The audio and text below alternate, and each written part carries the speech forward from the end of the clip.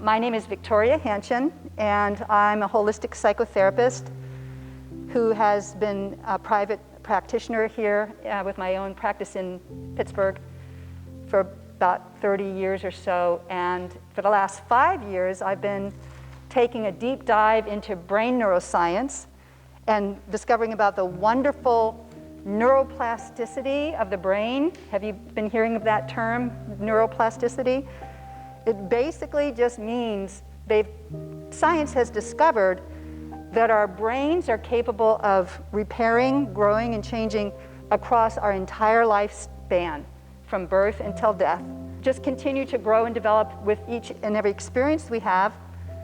And stress, it can work both ways. So we can grow and develop as we keep learning and growing.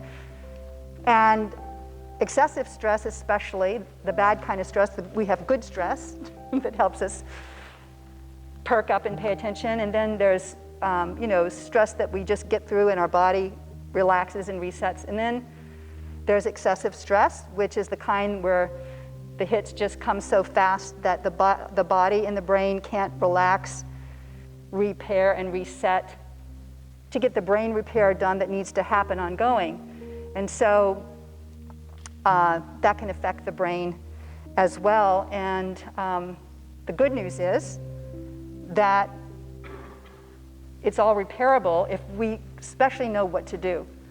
And that's what we're here to learn about today, how to repair the brain from excessive stress. So the name of our workshop today is Helping Each Other Repair Our Brains from Excessive Stress. And I like to emphasize the each other. And I'll tell you more about that in a minute. It's self-directed brain repair, but it's greatly enhanced by mutual assistance in good relationships. I want to demonstrate to you a model of the brain. So I want you to help me with this. Hold your hand up in a fist and tuck the thumb under so your fingers are folded over your thumb. So close yeah, that's it. Okay, you all have a model of the brain here. Our brain is in 3 parts. The part folded over on top, this part, hi, that's your neocortex. That's the part that developed last, and that's the part that has really all the higher functions in it. And if you've heard of the brain having an executive function, that's here. And it's the neocortex. So if you open that up, inside the brain is the middle brain, and it's called the limbic brain. And this is the part where the emotional learning is, and it goes in through negative learning much faster and deeper into the limbic system. So there's a lot of emotional stuff that happens here. It has the amygdala in it. Anybody heard of amygdala? And that's the part that signals the fear signals that release the fight, flight, or freeze response of stress. Have you heard of the fight and flight? That's the typical way we think of the stress response. So that's in the middle, so you can close the neocortex back over it. And this part down here comes off the back of the brain, it goes down. It's the reptilian brain. That's the oldest part of the brain. It's in charge of automatic things like heartbeat and the nervous system and some other things. So there's your brain. And the thing is, when excessive stress hits so intensely and so fast and so repeatedly and so chronically that our body doesn't get to go into a relaxed mode, which is what it needs to repair the brain, then it can affect the brain and through the neuroplasticity, alter it. So, for example, the amygdala in here can get over-enlarged. When it gets over-enlarged from excessive stress, it affects our functioning and our behavior. So we over-perceive threat.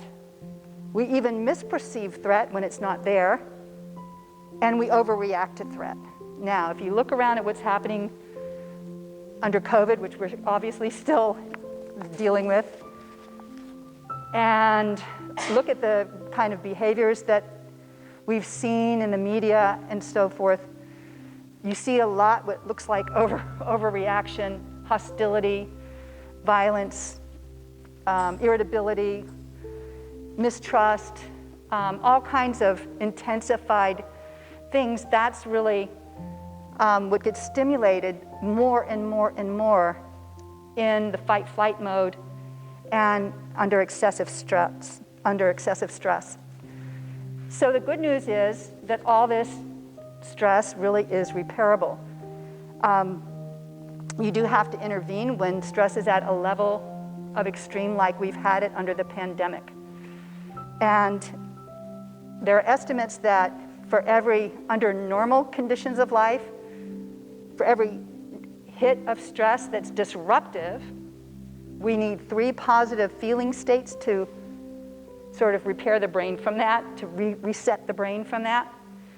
But under more extreme stress, we need 5 experiences of goodness for every 1 hit. And you can think back over the past year and a half or more, with all that we've been going through as a culture and in the world, and realize life doesn't necessarily provide us automatically with those good hits. So we've got to produce them on our own. And that's basically what brain repair is. And there are many things you can do, and many things you're already doing that you may not even know are brain reparative, so I want to let you know about those a bit too. But today we'll be learning 6 tools, and you have a handout for that. We'll get to it in a bit. And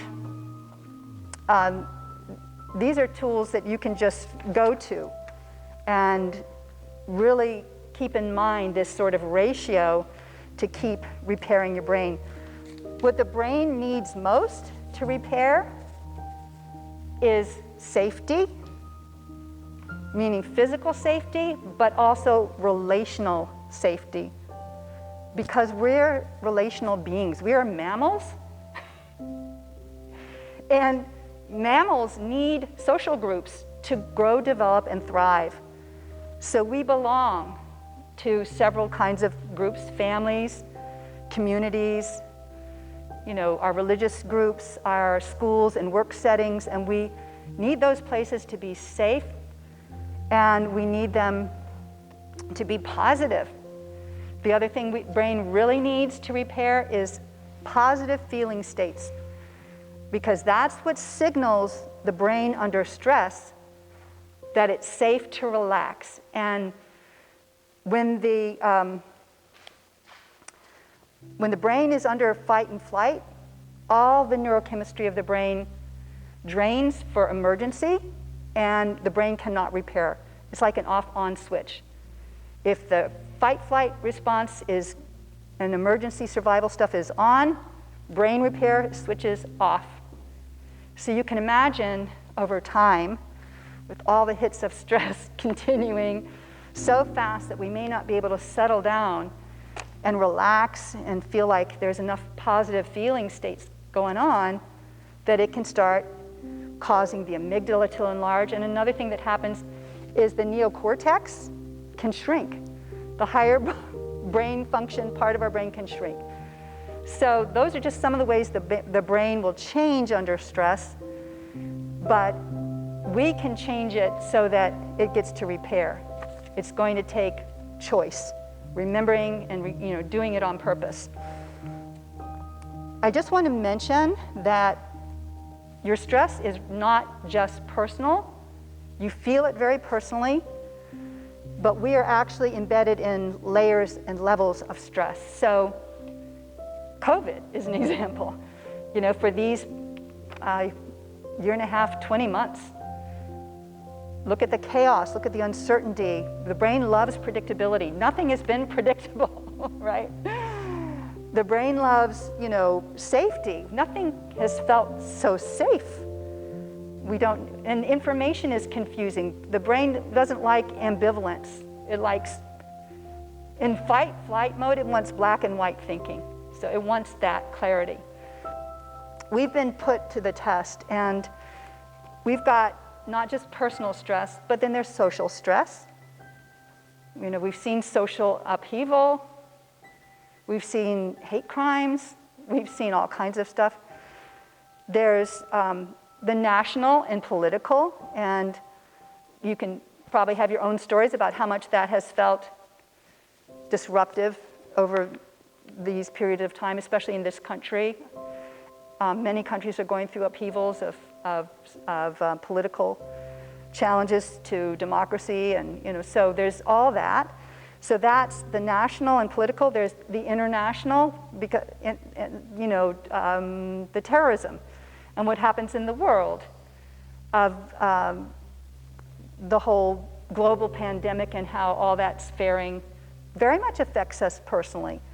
And then we have the newer awareness of trauma and even collective trauma and how that affects brain development and even attachment socially in families, and how it even affects future outcomes. Have any of you heard of the ACEs study?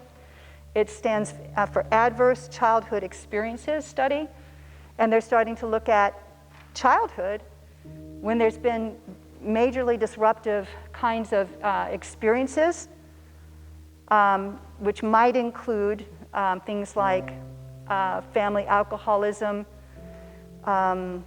sexual abuse, divorce, upheaval, having to suddenly move, that sort of things.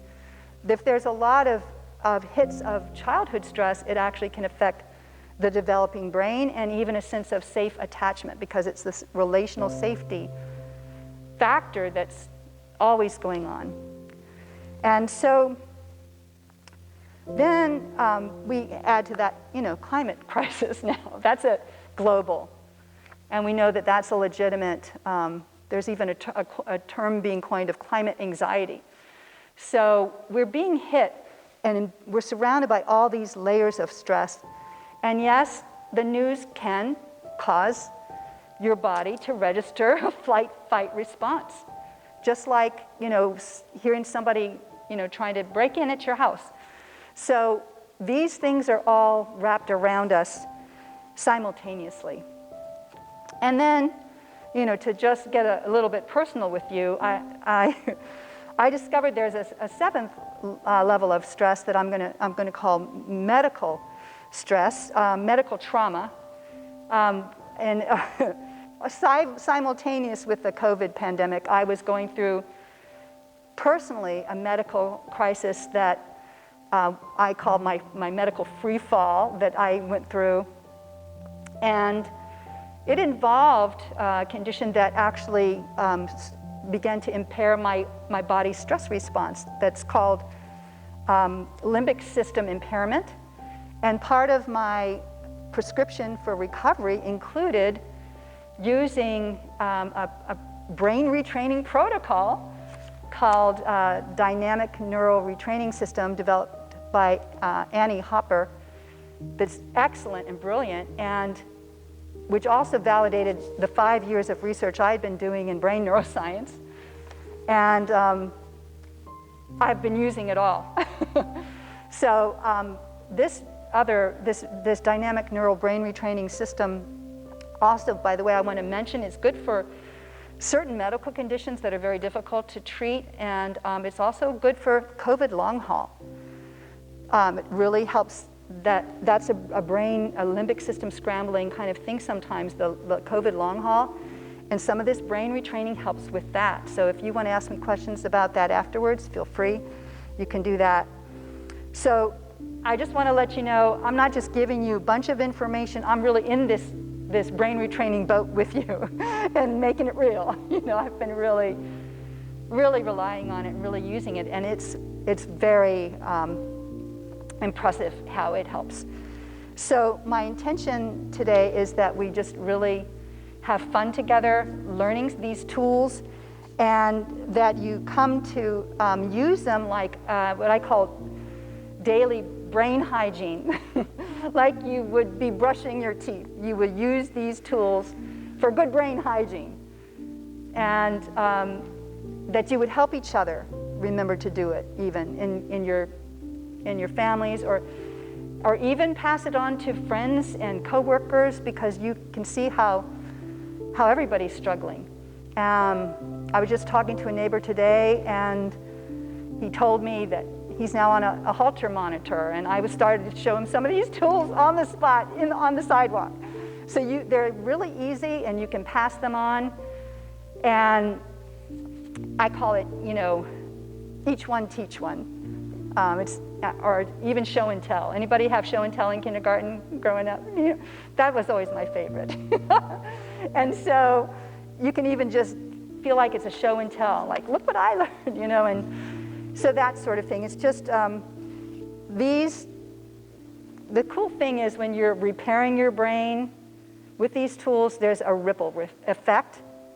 It just ripples out to others, because as you're taking care of your nervous system, basically is what it is, and you're calming down, and some of these tools are very socially engaged ones. I picked them for that reason. It helps others feel more safe relationally and more relaxed and at ease. So you're actually, when you do that, helping the person you're interacting with have a brain repair moment. So how cool is that? You can get a twofer. So I just wanted to recap the definition for excessive stress, which is when stress comes at such intensity or frequency that it hits into the brain signal for fight, flight, freeze, emergency, faster and more repeatedly than the brain gets a chance to slow down, stop, relax, reset, and repair, which requires safety and positive feeling states, okay? Everybody got that? All right, and the neuroplasticity means your brain has the capacity to grow and repair and change across your entire lifetime. And the good news is you're going to learn how to do this on purpose. Because when life doesn't offer it up as a positive experience, we can produce positive experiences. So let me introduce a quick stress scale that I want you to learn to check in with yourself and each other. It's called the SUD, for subjective units of distress, okay? And it rates on a 0, meaning I have no stress, okay, to a 10, which means I'm in emergency mode. Maybe you feel panic even, or you just feel so triggered. And maybe that you can kind of look across your life or the past year. Actually, let's do that right now. So look across the past year under COVID. Think for a minute, how worried were you? Like if you're going to rate it, like 5 is smack in the middle. Like it's getting there, but it's just kind of in the middle. 10 is like, that's probably among the worst I've felt. 0 is like nothing's happening. And this is totally subjective. You can't get it wrong, okay? Because it's a personal, subjective, meaning personal units of distress. So just think for the past 20 months under the pandemic and all that's been going on in the news, all that's been going on with the severe storms, and think of how you're worried, how much have you been worried or not about your family? How much have you felt on edge or not? How irritable?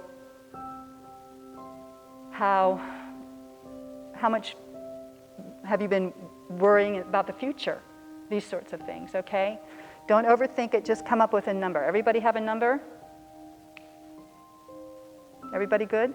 Okay. So let me just take a quick survey. So did anybody have a 0? Okay. Anybody get to 5? Okay. Anybody over a 5? Okay.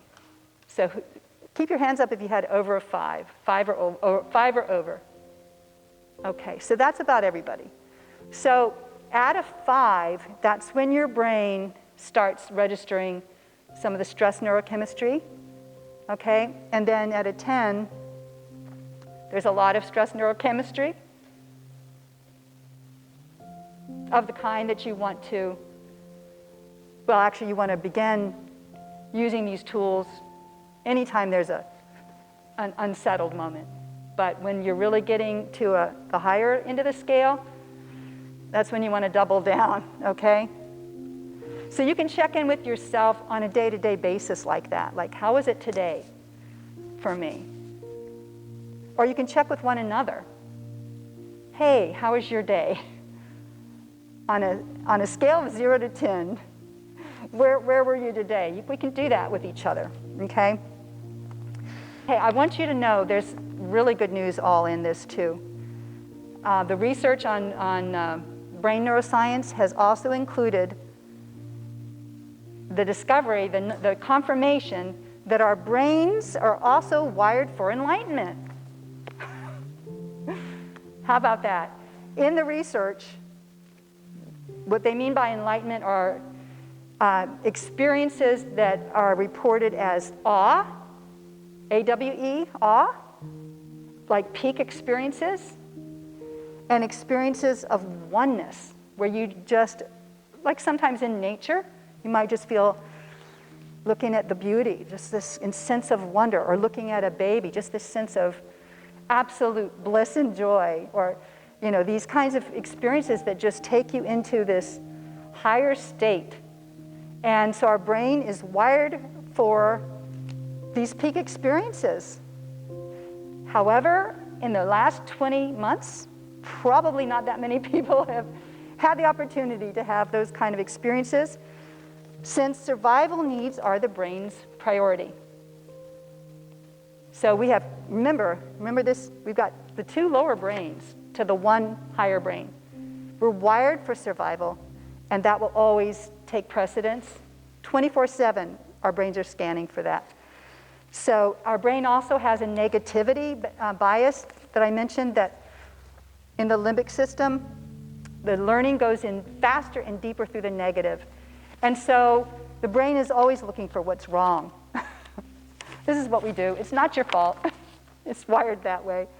So this has to do, the question about whether you lose brain function if you don't use it, the idea is we have, the brain learns through repetition, and that's how we grow neural networks. And so the brain will grow deeper neural networks the more we practice something. It's called what fires together, wires together. So this can include bad habits. It can include brain retraining. So this is why we want to really go into these practices and keep using them. And the more you use something, it gets stored in a part of your brain that actually has you access it faster, even under stress. So if you keep doing these practices, it will become available to you even in crisis, even under stress. And that's really good news too. So thank you. So some of our higher brain capacities are, it's worth mentioning here, especially with the year, the pandemic time we've had. Some of the higher brain functions are intellectual and emotional understanding, okay? Creativity and complex problem solving. Complex problem solving is a higher brain function. The lower brain, fear brain, survival mode function gives you simplistic thinking, black and white, all or nothing.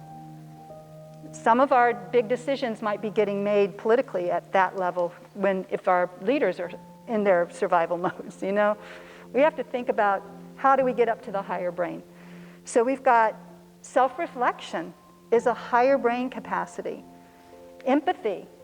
Have any of you been hearing how research has shown empathy going down in the world? Empathy is the capacity to feel with another person and really get them at a feeling level. That skill has been dropping. That's a higher brain function. Compassion is a higher brain function. It's not a, what some people might think it's like a bleeding heart, wimpy bleeding heart thing. No, it's actually a higher brain function, compassion. And so joy is a higher brain function. Peacefulness. altruistic service, where you help others and are generous, that's a higher brain function. So we don't want to lose out on those sorts of things. So we don't want our whole culture to begin devolving either and lose out on those things. So I'm going to introduce you have the handout for the tools that I'm introducing, the brain tools. And I'm going to introduce that with a story.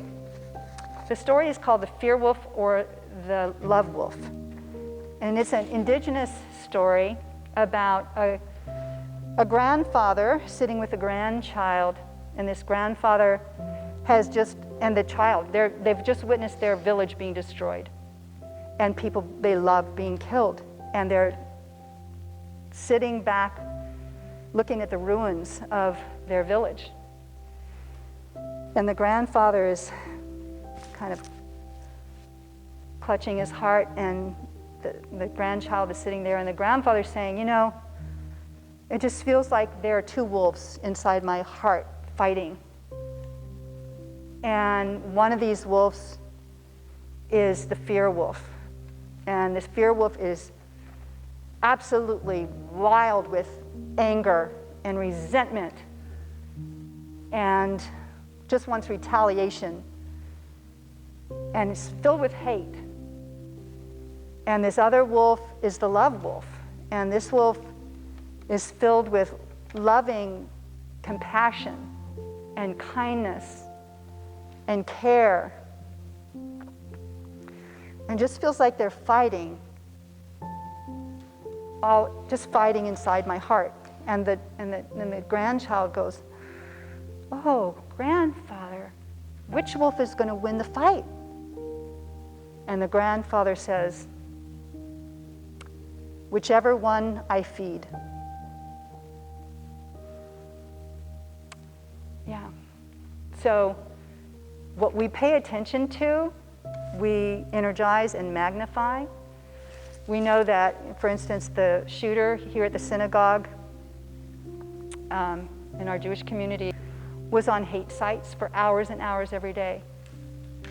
What we feed, we energize and we magnify. If we feed care and connection and well-being and safety, relational safety, it grows not just for us, but for everyone around us. So let's look at the tools. And I want to tell you why I chose these tools. Have your hand out for the tools, the 6 tools. And so I chose these because, first of all, they're easy. They pack a punch with really good brain reparative juju. They're socially contagious, some of them. And so that benefits others and helps that whole relational safety factor that's so important. And it made a great anagram. So this is like, the tools are, remember it by be like a friend, okay? B is for breathe. L is for laugh. I is for imagine, and especially imagining what you want instead. K is for kind actions. A is for appreciate. And friend is for friend. You treat yourself like a friend and you treat others kindly like a friend too. So I'm going to ask Shelley to come up and do this with me. Your breathing is your first go-to, always. Check your breathing. Under stress and panic, your breathing will speed up. And if you can intentionally slow it down, you begin to signal safety. And so there's a vagus nerve that comes off the brain. The 10th cranial nerve is called the vagus nerve. Anybody heard of this one? And so it runs through all the organs in the body. And we can assist the relaxation response by touching in on the vagus nerve, which actually comes out just behind your ear. So you want to touch your ear. Use your middle finger. That's the one that has a meridian in it that's actually a helpful thing. So feel below your earlobe to that little soft spot. Everybody got that? Now, what we're going to do is we're going to breathe in And typically you breathe in through your nose and breathe out through your mouth. And you want the exhale to be slightly longer. When you exhale a little longer, that signals the vagus nerve, the vagus nerve can tell the organs of the body and your nervous system, hey, we can relax now. And then good neurochemistry can start kicking in. Let's try breathing in 4. If you need to breathe in 3 or 2, it doesn't matter. Just breathe out slightly longer. So count in to your breath. 1, 2, 3, 4. And then you're going to exhale through your mouth slightly longer. Now, how does that feel? Can you breathe out to a 5? Well, I go 10, 5. Okay, that's great. Your vagus nerve is pretty relaxed, probably.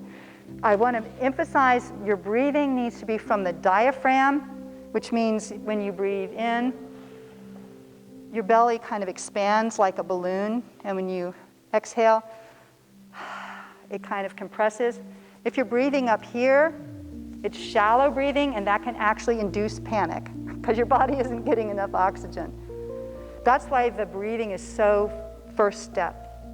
If you have a hand free, you can put your other finger behind the other ear, and you can grasp across your whole face like you're cupping your face.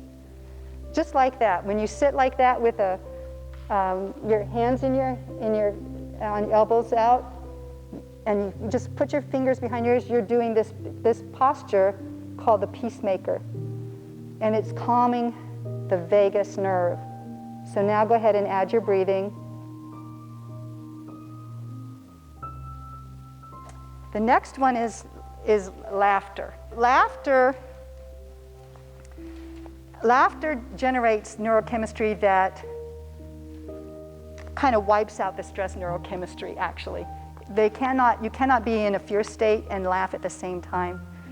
So there's a practice that you can do even if you need to fake the laughter. How about that? Your brain can't tell if you're faking the laughter. There's something called laughter yoga. Any of you heard of this? All right. You can look it up on YouTube and see the videos. Laughter is socially contagious. Sometimes when you start out fake laughing, it can switch to real laughter. So we're just going to start, just copycat me. Ha, ha, ha. Ha, ha, ha. Ho, ho, ho. Ha, ha, ha, ha, ha. Ho, ho, ho. Ha, ha, ha, ha. Ha, ha, ha. Point to your elbow, point to your elbow. Ha, ha, ha.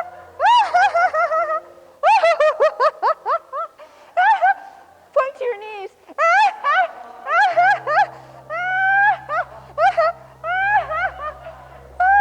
Point to yourself. Okay. You just dosed your brain with some great neurochemistry there. And I will tell you a confession. Sometimes when I'm home alone and I'm feeling edgy, like I'll be washing the dishes and I'll just go, ha, ha, ha, ho, ho, ho, he, he, ha, ha, ha. You can do that. Just anytime.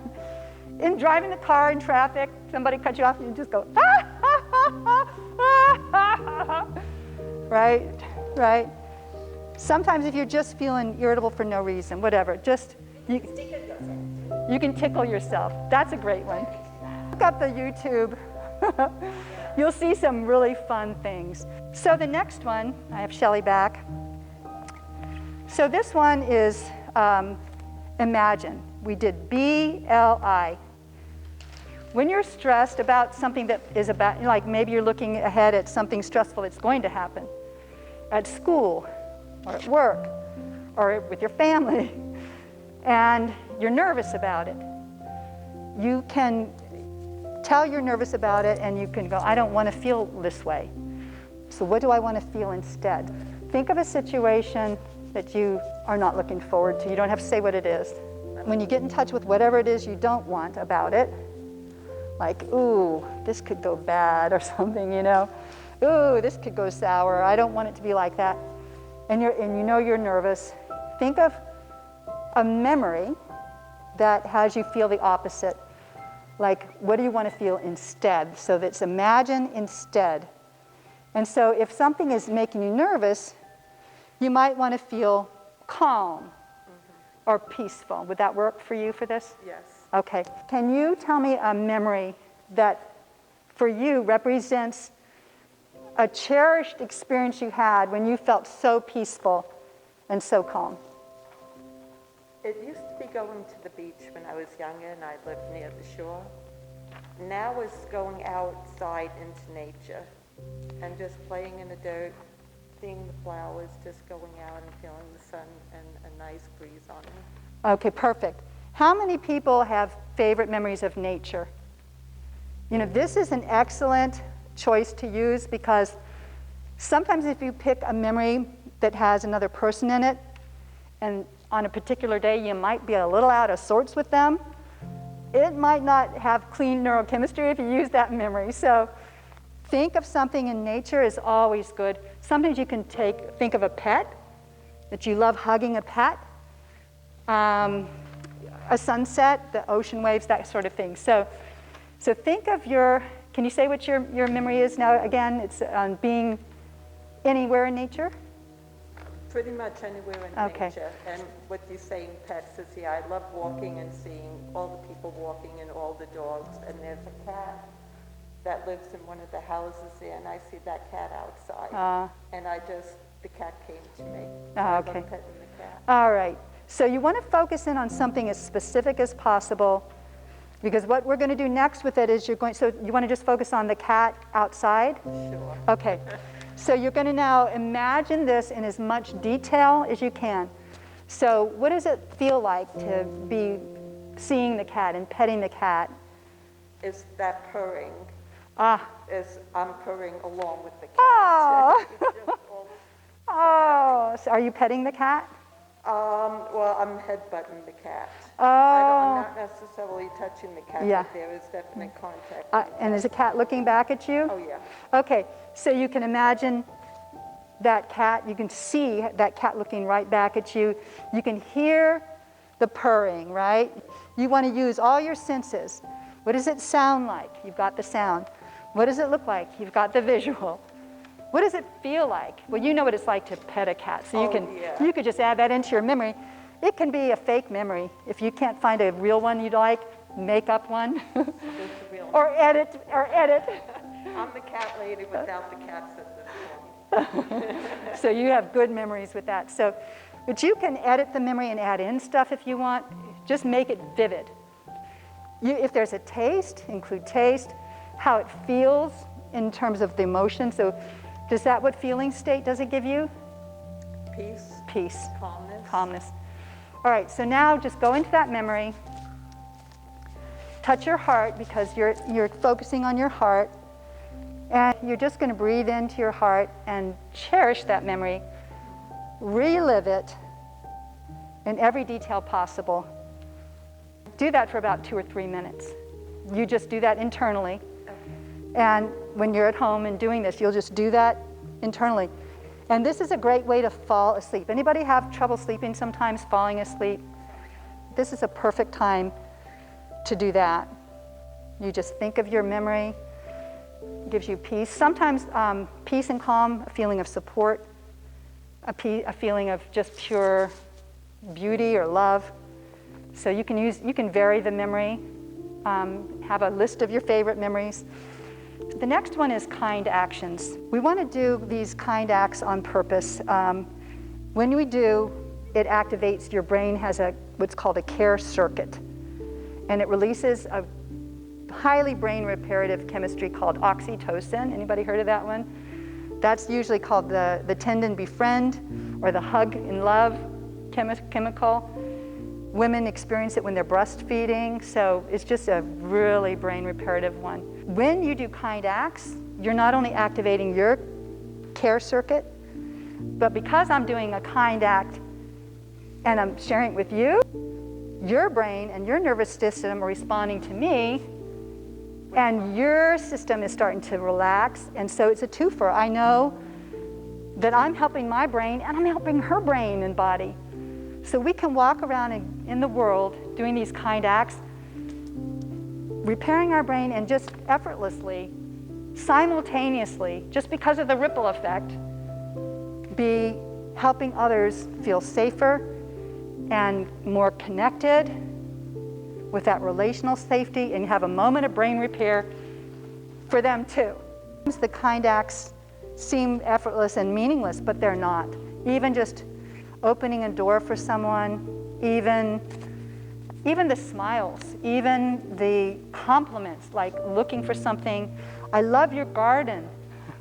Yes. Oh, what a wonderful, cute dog. You know, just any of these are all kind acts. I remember my sons at young ages just like leaving love notes under our pillows with a little toy, you know, and that's a kind act. And I remember my other son would walk around like hugging himself and saying, "Do you love yourself? Well, then hug yourself right now." And you know what? Hugging is a kind act to yourself as well as to others. And if you're not getting enough hugs because of COVID, you can hug yourself, and it really goes into the brain. And so now we're at B-L-I-K-A. A is for appreciate. And gratitude is, you know, you've probably heard how highly brain reparative that is. It's when you just notice what you really appreciate in life, what you really are grateful for. And at the end of the day, think of 3 things you're grateful for, write them down. And I call it appreciation because I think when you have the gratitude, if you express it to somebody and share what you appreciate about the goodness of anything, especially if it's about them. So like, Shelley, can I tell you how much I appreciate you being the volunteer for today and all that you were willing to do to get ready for that, and what goodwill you've had for that whole thing. Thank you so much. That's made the whole evening easier for me. You're welcome, and thank you for asking me. I'm enjoying it. Ah, wonderful. So it's as simple as that. So it goes in big time to the brain, and we don't take enough time to express appreciation. Some people just say, "Oh, thanks," you know, and we're on our way. But if you stop and really savor it for 20 seconds, 20 seconds is what really starts kicking in the brain chemistry. So the last one is friend. And it's to befriend yourself first with self-compassion, with supportive self-talk, and then you pass it on to others. I use this model that the Dalai Lama is the spiritual leader of Tibet, and he says, "My religion is kindness." His monks had to leave Tibet because they were being invaded by the Chinese, who was destroying their village, the whole fear wolf, love wolf story. And they witnessed the genocide and the tragedy, and they had to go into exile in India. And nonetheless, they do this self-love, self-compassion practice. And when they measured the brains of the Tibetan monks for the brain neuroscience research at the request of the Dalai Lama, they found out that the Tibetan monks had the happiest brains ever measured. Now, how could they go through all that and still have the happiest brains? This compassion, this self-compassion. So here's how it goes. Put your hand on your heart, and you just breathe in and out through your heart just a minute and connect with yourself. And so the words that the Dalai Lama and the monks use is, so it would be, "May I know peace." So you can just say that to yourself, "May I know peace," and breathe in, breathe out. "May I know safety." Breathe in, breathe out. "May I know love." Breathe in, breathe out, like that. Then you can actually go to somebody else who's having a hard time. So Shelley, can I use you again? So, "Oh, you've had such a hard day, Shelley. Oh, dear, let's just slow down for a minute. Can I just share some compassion with you for a minute?" Sure. All right, put your hand on your heart. And breathe in a little bit, breathe out. "Shelley, may you know peace."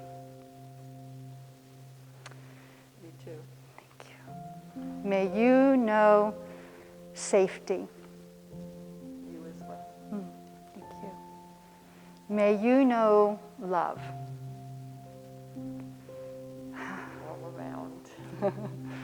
So that's it. It's not any harder than that. It doesn't have to get fancy. Not a lot to remember. Just whatever you wish you could feel.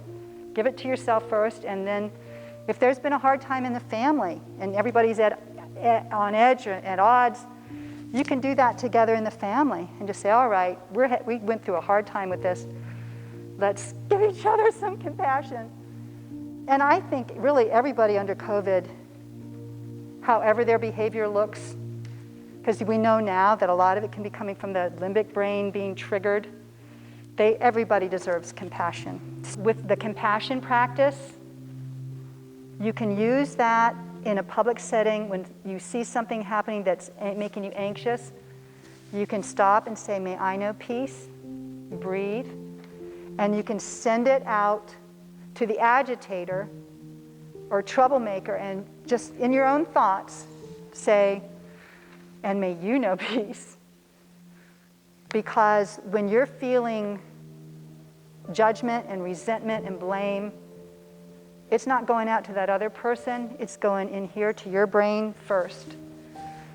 And that's why the monks have the happiest brains in the world. They just continually do this. This is their practice every day. So when you see something upsetting you, a family member carrying on, and it's getting your nervous system all upset, you can just, maybe it's not the time to say to them, may you know peace, they might fly off the handle, but you can think it to them. So here are some things that are naturally brain reparative that have been mentioned, and I want to recap that you're doing a lot right to repair your brain, even if you don't know it, but the thing is to do it on purpose. So let me just mention time in nature is highly brain reparative. And playing is highly brain reparative. Does anybody exercise on purpose? That's highly brain reparative too. Getting enough sleep, eating healthy food, hydrating with water, clean water. These actually are things that help the brain, and they all count. Positive sharing of, like the good news of, checking in with each other at the end of the day, all those things. Anybody do yoga? Highly brain reparative. Anybody meditate? Very, very highly brain reparative. This set of tools, as I mentioned, is geared at fast, easy, and socially contagious, because we really want to be able to pass it on as much as possible. It's what I call the lower brain path or the higher brain path. And here's the thing. If we look at the lower brain path, and again, just remember the fear wolf and love wolf story. Which one are you feeding? The fear wolf habits are seeing threats, especially when something is different from me. I might feel threatened. The whole sense of feeling separate, disconnected, anger, hate, expecting the worst. All these are habits of the fear wolf. And the love wolf are habits of open-heartedness, connection, generating kindness, generating goodness, expecting the best, trying to catch people doing the best, and all that. So that's the difference of the lower brain path and the higher brain path connected to that story. That in the lower brain path, that is what I call our default mode. This is what your brain is going to be doing because if we lift up the neocortex, those two lower brains to the one neocortex, right? Your brain has a negative bent. It has a negative bias. It's going to be searching for what's wrong. You can't help it. It will just be doing this 24/7. So this is the default mode. And so it's automatic. And if you look over at the higher brain path, the first thing under the emotional features, it's intentional. You do this on purpose. So that's a key difference between the lower brain path and the higher brain path. And given the kinds of stress we're having that are, as I mentioned, all the layers of stress, and they're big, you know, there's the social unrest, there's the political unrest, there's climate crises, there is, the pandemic has not gotten under good control yet globally. So we don't know anything predictable about it yet. It's just, then we've got the personal. And all these layers of stress will tend to magnify the personal stress. And yes, watching the news can really magnify personal stress. So you might want to just watch less visual news and maybe read headlines or listen to the news, just make it less vivid somehow, or less intense or less frequent, check in less often, that kind of thing. So under the emotional features of the lower brain, we've got, it's automatic. It is characterized by a sense of disconnection and unsafety. That's what has the brain going to fight, flight. So emotionally, there tends to be more suspicious feeling, more hostility, more reactive, defensive, closed feeling, and keyword, negative feeling states. So if you find yourself in a negative feeling state a lot, that alone, your mood, is a signal you need to go to the Be Like a Friend and start doing those practices. Does that make sense? Okay? Biochemical features. So under the lower brain path, it's the flight, fight, freeze. The stress neurochemistry dominates. And we go into what's called the me brain. We become very self-absorbed. So we can't think about others too much, sadly.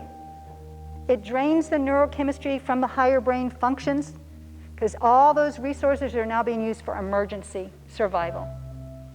And so the brain repair switches off. Key thing to remember, okay? Got that?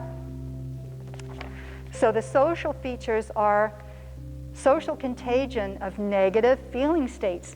Did you know that negative news travels, I think it's 3 to 5 times faster than positive news? And now you know why. I mean, the media certainly exploits it because fear sells. Why does it sell? Because of our limbic brains.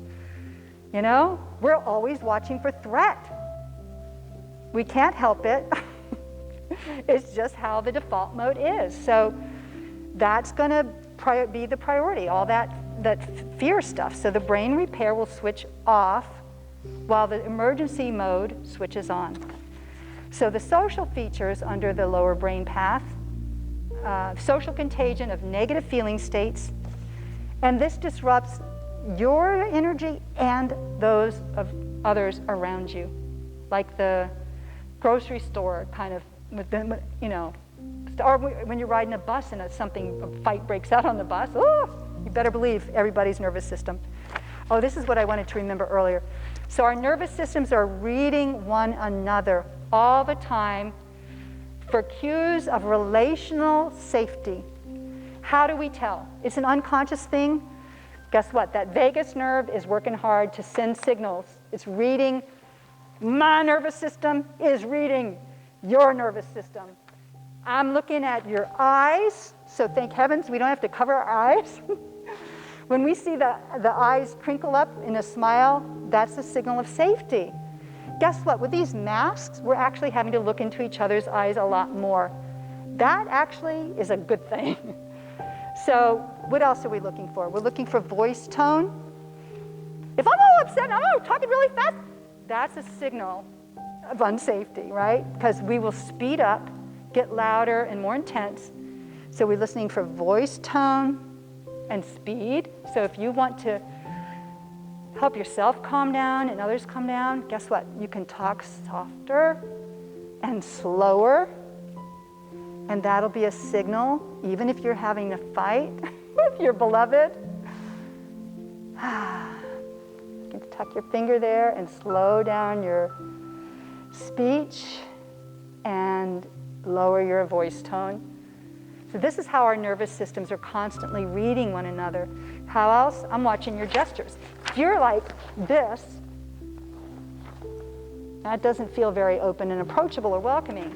You know, if you're kind of more like this, or you're leaning forward at an interest and nodding, you know, these are things that feel more relationally safe, and that's what we're constantly reading in one another. So under the lower brain path, the social feature disrupts yours and other energy. There's disconnection, there's a lack of empathy, I don't get you, and there's unsafe communication. So the inner and outer impacts under the lower brain path, brain damage. Fortunately, we now know that's not a life sentence. It's repairable. But it shrinks and decreases your personal capacity because you're not accessing the higher brain states, positive feeling states, and the higher brain functions so much, right? And so it will tend to devolve, what I call devolve instead of evolve. It'll devolve yourself and society. And, you know, our society's at risk for devolving because society is us, right? The state of who the people are, how we're doing, creates the society. Under the higher brain path, we've got, that's the choice mode. And so the emotional features are, it's intentional.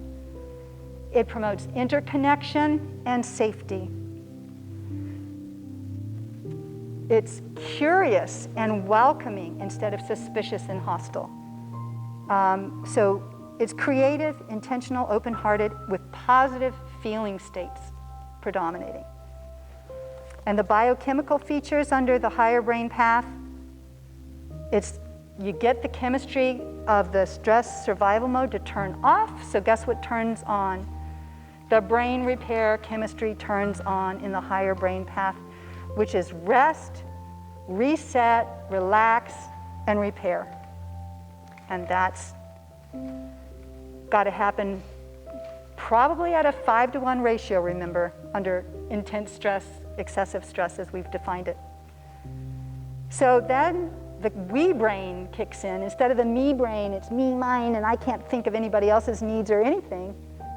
It's the we brain, and we can be with ourselves and with others and check in with others, and it floods neurochemistry into the higher brain, and brain repair switches on.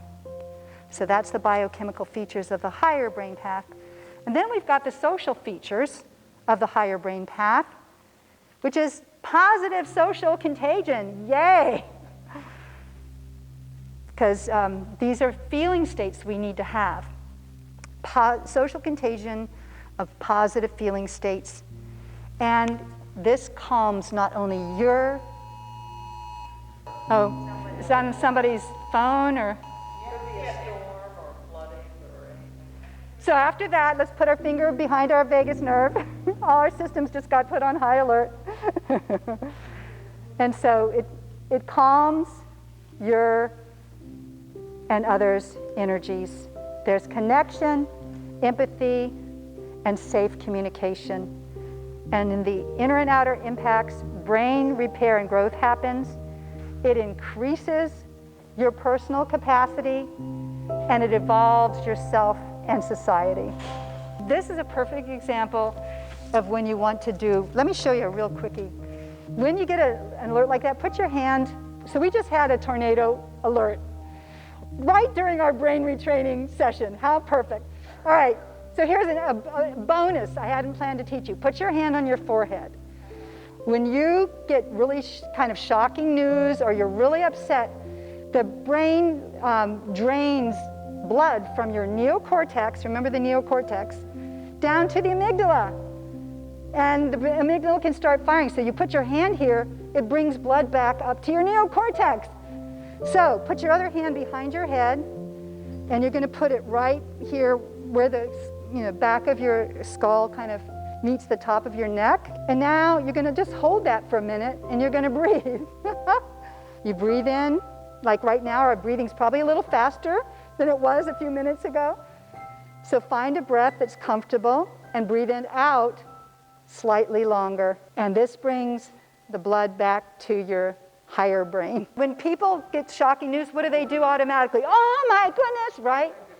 It's instinctual. So we instinctually do that. This is the neuroscience of why we instinctually go, oh my goodness. So here's just what I want you to remember. The choice of the lower brain path or the higher brain path is up to you, because the lower brain one is the one we're given, that we have by default. The higher brain path is the one we have to continually choose. If you have to keep choosing these, interventions or practices 1,000 times a day, nothing's wrong. The brain learns by repetition, and the more you do it, the deeper the neural pathways go that establish those pathways in the brain, the more you'll be able to access and remember to do it, and do it well in the midst of crisis, okay?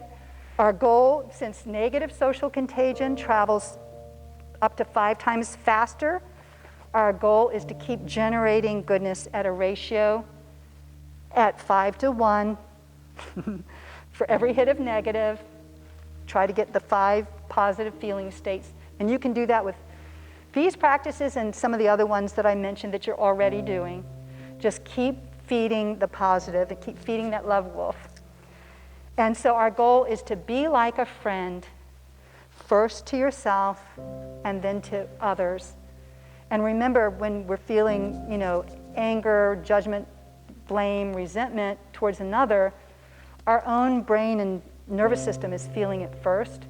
So as soon as you even notice that, switch out into self-compassion. May I know peace, may I know safety. And even if you only do it mentally, send it out to the other person. May you know peace, may you know safety, may you know love. As much as you can remember to do it. If you forget to do it at the time, when you think of it at the end, do it whenever you think of it. Whenever you're checking in, do the SUD scale, subjective units of distress. Rate yourself on 0 to 10, 5's in the middle. If it's over 5, you need to definitely be doing these practices. Use your fake laughter if you need to. Like on our way home, we can all be doing fake laughter to be relieved about this tornado warning today. You can do these things on the run. So the trick is just to remember to keep checking in and keep asking, which wolf am I feeding? The fear wolf or the love wolf? Which path am I on? The lower brain path or the higher brain path? And repetition, repetition, repetition is really important, okay? Thank you very much for coming out in the midst of this weather and hanging in with the tornado warnings. Thank you to Shelley. Thank you